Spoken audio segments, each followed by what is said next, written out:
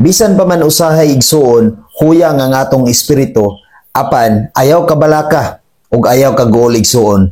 Kay kung ang espiritu sa Dios anaa kanimo, kung ang espiritu sa Dios di puyo sa tagsa-tagsa kanato ka kinabuhi, bisan huyang ang atong espiritu, mahimo kining magbadasigon, mahimo kining lig-on kung ang espiritu sa Dios anaa gayud kanunay kanato.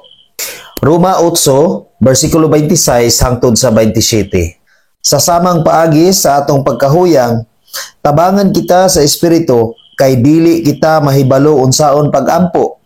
Ang espiritu mismo mao ang mga liupo sa Dios alang kanato uban sa mga pag-agulo nga dili ikasaysay sa pulong.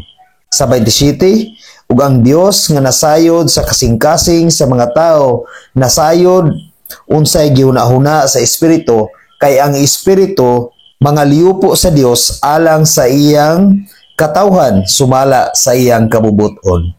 Mao na igsuon nga bisan usahay ang atong kaugalingon mahimong huyang, mahadlok kita nga mubuhat sa mga kabubuton sa Dios, bisan pa man pag-ampo diha sa Ginoo, usahay ang mga katawhan mahadlok ni ana sa pagbuhat ni ana, kung hatagan og tahas ngadto sa pagsangyaw sa pulong sa Dios, usahay ang tao manalaw ni ana, dili mo dawat, dili mo sangyaw, tungod kay huyang man ang iyang espiritu. Apan igsuon timani nga bisan pa huyang kana ang imong espiritu, ana ang espiritu sa Dios nga mo'y magtudlo kanimo, mo'y maghatag kanimo og kaalam, mo'y maglig-on kanimo ug mo'y magdasig kanimo. Salig lang gayud kanunay sa Ginoo igsuon, tungod kay ang tanan kaya nga bag-uhon, kaya nga lig-unon ug kaya nga usbon sa espiritu sa Dios igsuon. Ayaw ka guol ug ayaw ka balaka, tungod kay ana ang espiritu sa Dios sa kanunay nag-uban ug nagapanalangin kanato.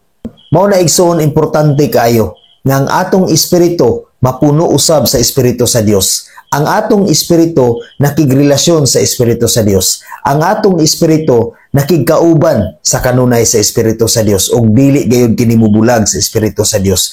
Tungod kay ang atong espiritu igsuon mao kini ang mga liupo ngadto sa Dios. Sa verse 27 igsuon nagpahinumdom sa atoa nga ang atong hunahuna, ang atong kasing-kasing ug ang atong espiritu sa kanunay makigiusa ngadto sa Ginoo. Tungod kay ang Dios igsoon nasayod gayud sa atong mga kasing-kasing, sa atong mga hunahuna, ug nasayod gayud siya sa atong espiritu. Maong importante kay igsoon nga ang atong espiritu mapuno diha sa espiritu sa Dios. Tungod kay kanang atong espiritu mao kana ang makig-istorya ngadto sa Dios, mao kana ang mga liupo ngadto sa Dios aron mahimo kita nga matarong dinhi sa kalibutan. Aron sa kanunay igsoon makapahimuot kita sa Dios, magpapuno kita kanunay sa espiritu sa Dios. Aron aduna kitay katakos sa pagsimba, sa pag-alagad ug sa pagdayeg ngadto kaniya. Busa igsoon ayaw kahadlok ug ayaw kabalaka. Salig lang ngadto sa Ginoo. Amen. God bless sa tanan.